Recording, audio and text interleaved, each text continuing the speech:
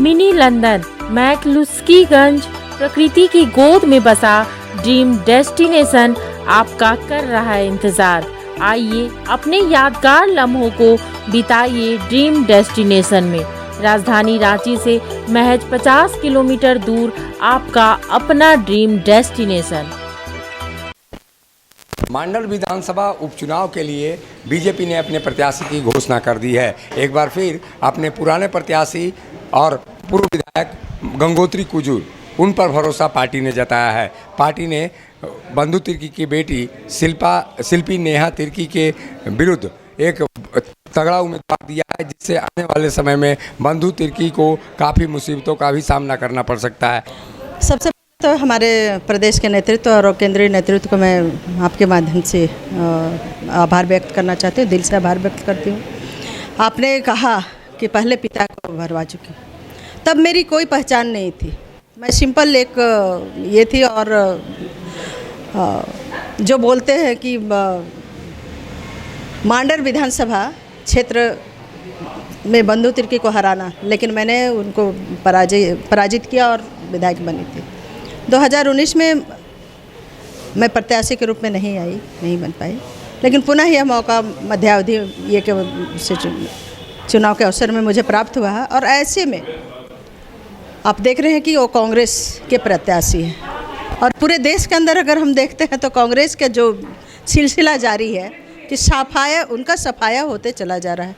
तो यहाँ भी वही स्थिति होगी मांडर विधानसभा क्षेत्र के अंदर, क्योंकि उन्होंने अपनी बेटी को ही, परिवारवाद के जो सिलसिला है, उन्होंने अपनी बेटी को ही प्रत्याशी बनाया।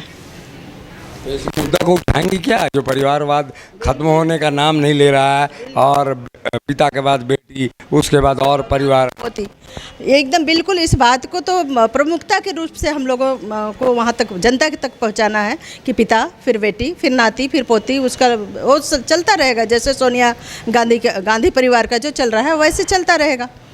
इसके बाद भी जो भारतीय जनता पार्टी का ये है, वो सैद्धांतिक पार्टी, उसमें कहीं भी किसी भी तरह का कोई फेरबदल नहीं होता। लेकिन कांग्रेस क्या है, अभी चिंतन शिविर किया उन्होंने राजस्थान में। वहाँ चिंतन शिविर में इस बात पर प्रमुखता दी गई थी कि जो कार्यकर्ता 5 वर्षों तक कार्य करेगा, सेवा देगा, वो प्रत्याशी की पंक्ति में रहेगा।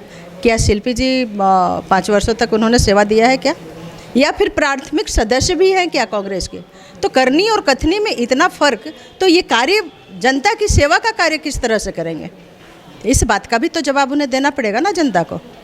बंधु तिर्की आय से अधिक संपत्ति मामले में भी दोषी पाए गए। इस मुद्दे को भी क्या उठाएंगी, जनता के बीच ले जाएंगी कि जो करप्शन है, करप्शन भी यहाँ एक मुद्दा बनेगा? बिल्कुल, करप्शन तो आप वो देख ही रहे हैं, आय के से अधिक संपत्ति के ये पे उनका विधायक की गया है। ये बात जनता तक पहुंच चुकी है, और जनता इस बात को भी देख रही है कि आप राजधानी में छोड़ दीजिए, जो हमारा मांडर विधानसभा है, गांव का क्षेत्र है, उसमें जो भी विकास के कार्य होते हैं ब्लॉक से होते हैं।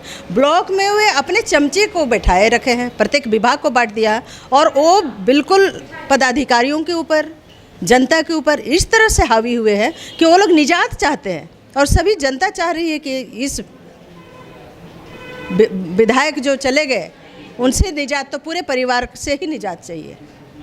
आपको क्या लगता है 5 वर्षों में कोई ऐसा काम आपने किया वहाँ पे, जो 5 साल रहे, 2014 से 2019 का जो टर्म रहा, उसमें गंगोत्री गिनाने वाले क्या काम थे जिसके आधार पर फिर वोट मांगने एक बार मौका दिया है पार्टी ने, तो आप उनको गिनाएं?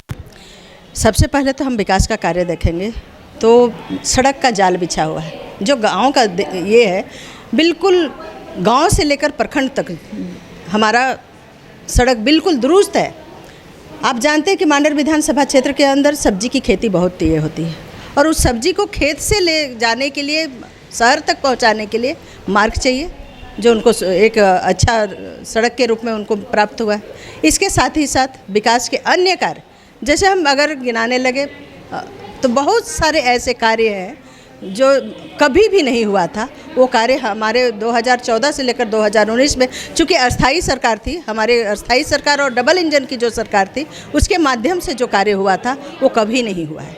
अच्छा, एक आखिरी सवाल है गंगोत्री जी, बंधु तिर्की आसान शिकार थे या उनकी बेटी आसान शिकार होगी? देखिए, किसी को भी दुश्मन को कभी भी कम में नहीं आंकना चाहिए। तो हर ये के अनुसार हम एक सिपाही हैं भारतीय जनता पार्टी के, सरहद पर जब जा रहे हैं ये के लिए, तो कौन कितना ये है उस ये को नहीं, हमारा निशाना कहाँ होगा, जो परास्त होगा शत्रु, इस बात पर ये देना चाहिए। ये देख गंगोत्री कुजूर की पहले पिता को हराया, इस बार बेटी की बारी है। और ऐसे में अब देखना होगा, जब एक महिला प्रत्याशी के रूप में बीजेपी ने जब मांडर में गंगोत्री कुजूर को उतारा है, तो वो शिल्पी नेहा तिर्की को कितना मुकाबला दे पाएंगी, क्या पिता की तरह बेटी को भी हरा पाएंगी, इसके लिए इंतज़ार करना। सहयोगी संजय के साथ Ashok Kumar, Mukhar Samvad, Ranchi. HM public school, lower Chutia near Shiv मंदिर, रांची। हम बनाते हैं बेहतर भविष्य। दुर्गा महारानी सेना जिंदाबाद, जिंदाबाद जिंदाबाद। धरती गगन में गूंज रहा है जय माता दी, जय माता दी। पर्वत चमन में गूंज रहा है जय माता दी, जय माता दी। बच्चा बच्चा बोल रहा है जय माता दी, जय माता दी। जब टूटती है आस, जब थकती है सांस, जब रूठते हैं अपने, मुंह मोड़ता है जमाना, जब अंगड़ाई लेता है संकल्प, फिर बनती है कहानी, बनते हैं अनमिट निशान। देखिए मेरे साथ संघर्ष की दास्तां।